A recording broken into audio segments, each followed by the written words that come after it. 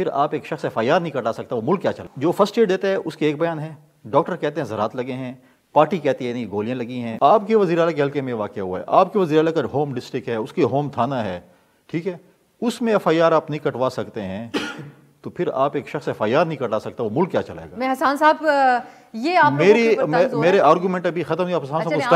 آپ ان کو ٹائم دیں، میں مجھے لگا کہ شاید گورنمنٹ زیادہ ہو گئی ہے اور نہیں آپ ان کو ٹائم دے دیں، میں دوسرے فیز مکمل کر لیں، میں قطع کلامی کیا نہیں دوسری چیز ہے۔ دیکھیں میں یہ چیز کہتا ہوں، دیکھیں یہ ہم نے اس چیز کی پالیٹکس، خان صاحب نے جو میں نے 2 واقعات بتائے تھے، یہ دیکھیں ہم بھی آج کہتے ہیں کہ سیاستدانوں پہ ہم یہ چیز نہیں ہونی چاہیے تھی، ہم بالکل اس کی بہت سخت ہوئے تھے،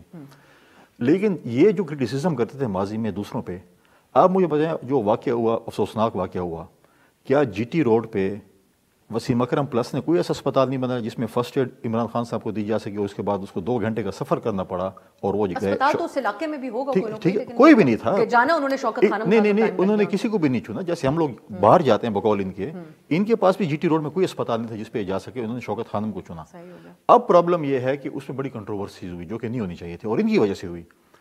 جو فرسٹ ایڈ دیتا ہے اس کے ایک بیان ہے، ڈاکٹر کہتے ہیں زراعت لگے ہیں، پارٹی کہتی ہے نہیں گولیاں لگی ہیں، ویڈیو بھی دکھائی، ٹھیک ہے، نہیں اب میں ویڈیو پہ بھی آتا ہوں۔ دیکھیں ہم اس پہ پالیٹکس نہیں کرنا چاہتے،